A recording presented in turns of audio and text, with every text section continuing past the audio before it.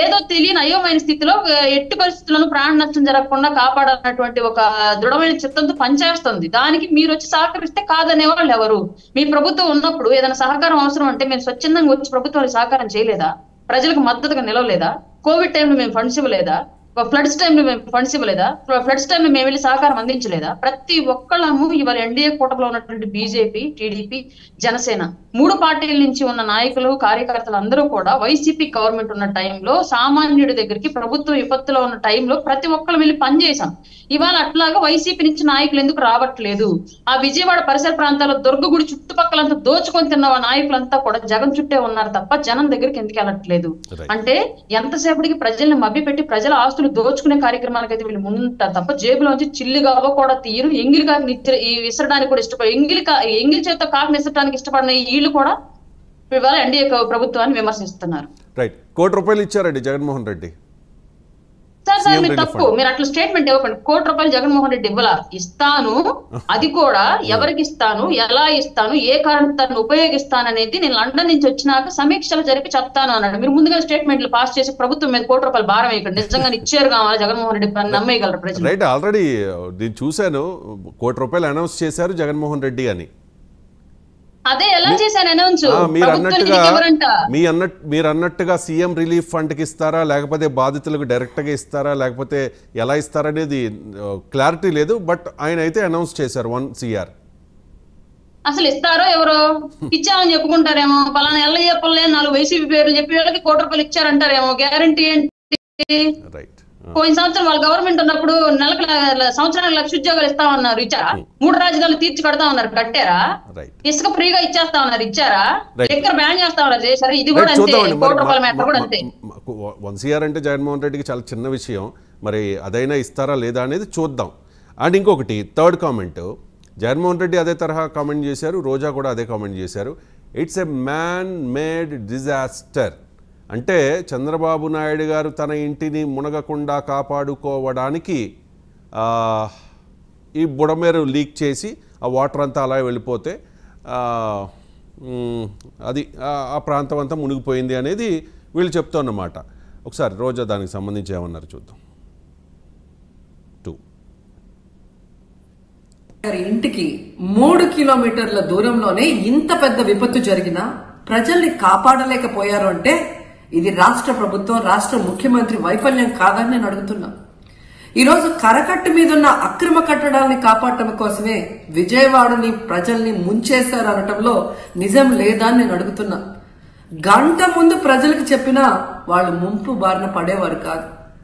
వాళ్ళని అప్రమత్తం చేసి ఒక సేఫ్ అయిన ప్లేస్ కి పంపించున్నా ఈరోజు ఇన్ని లక్షల మంది, దాదాపుగా 3 లక్షల మందికి పైగా 4 రోజుల పాటు కరెంటు లేకుండా, తిండి లేకుండా, చిన్న బిడ్డలకి పాలు లేకుండా ఈ విధంగా నీళ్లలో మునిగి అవస్థలు పడాల్సిన అవసరం లేదు.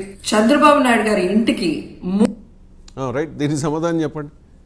చాలా లాజికల్ గా క్వశ్చన్ అడుగుతూ ఉన్నారు. చంద్రబాబు నాయుడు గారి ఇంటికి 3 కిలోమీటర్ల దూరంలో నాకు అర్థం కాలేదు సార్. ఇప్పుడు సింపుల్ విషయము, ఈ ప్రభుత్వం వచ్చి కేవలం 2 నెలలే అయింది.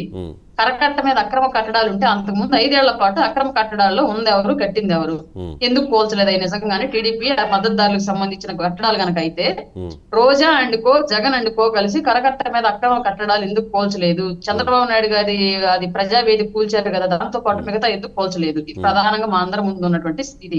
రెండోది, బుడమేరు ఎటువైపు నుంచి జగన్మోహన్ రెడ్డి గారు చెప్పినట్లుగా ఎటువైపు నుంచి లీక్ చేయగలరు? కదా అది అర్థం కాలేదు సార్ ఫస్ట్. ఎందుకంటే దానికి ఎక్కడ గేట్లు లేవు, దాని మీద ఏ ప్రాజెక్టులు లేవు, ఆనకట్టలు లేవు. బుడమేరుని ఎట్లాగా చంద్రబాబు నాయుడు గారు ఆయన ఇల్లు కాపాడుకోవడం కోసం ఊరు మీదకి తిప్పగలడు? అది ఎలా వీలైద్ది? అసలు దాని మీద అంటే గతంలో ఏమన్నా వైసీపీ టైంలో మేమంతా పోలవరం కట్టమని గోల్ చేస్తాంటే పోలవరం ఎట్లా కట్టలేక బుడమేరు మీద ఏమైనా ప్రాజెక్ట్ కట్టి దానికి గేట్లు పెట్టాడు జగన్మోహన్ రెడ్డి. దానికి సంబంధించిన బిల్లులు ఏమైనా ఉంటే బయట పెడితే దాన్ని బట్టి మేము ఆలోచించుకుంటాము.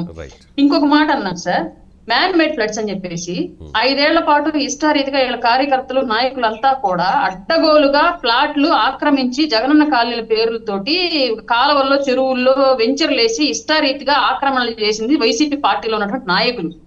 వాళ్ళ వల్ల జరిగినటువంటి తప్పిదానికి వాళ్ళ ఎన్డీఏ కూటమికి ఏంటి సంబంధం? ఈ 2 నెలల్లో ఎక్కడ ఆక్రమించగలిగిద్ది, ఎక్కడ క్లోజ్ చేయగలిగిద్ది ఎన్డీఏ గవర్నమెంట్? 5 ఏళ్ల పాటు మీరు చేసినటువంటి దౌర్భాగ్యానికి ప్రజలు అనుభవిస్తున్న శిక్షణ మీరు ఎలాగే ఎన్డీఏ గవర్నమెంట్ కి చుట్టగలరు? రైట్. మరి మీరు చేయొచ్చు కదా, హైడ్రా తరహా ఆపరేషన్ చేయొచ్చు కదా ఇక్కడ విజయవాడ పరిసర ప్రాంతాల్లో. తొందరలో అంటే పెట్టుకుంటే ప్రజలకు ఏ హామీలు అయితే ఇచ్చి వచ్చామో, ప్రజలకు ఏ అవసరాలు అయితే ఉన్నాయో వాయి పక్కదారి పడతాయి. ఫస్ట్ ప్రజలకు ఇచ్చిన హామీలను నెరవేర్చే పనిలో ఉన్నాము. అవి గాడిన పడిన తర్వాత వీటిని ప్రయారిటీలోకి తీసుకుంటాం. అప్పుడు దాకా కొంచెం రోజా లాంటి వాళ్ళు ఓపిక్ గా ఉంటే, రోజాకు సంబంధించిన ఆస్తులు కూడా ఉన్నాయి కాబట్టి సరౌండింగ్స్ లో, వాటి జోలు కూడా ఒకసారి వెళ్తాం కంపల్సరీగా. ఆ రోజు హాయ్ చెప్తాం రోజాకి, అప్పుడు వచ్చి ప్రెస్ మీట్ పెడితే మేము కూడా హ్యాపీగా ఫీల్ అవుతాం.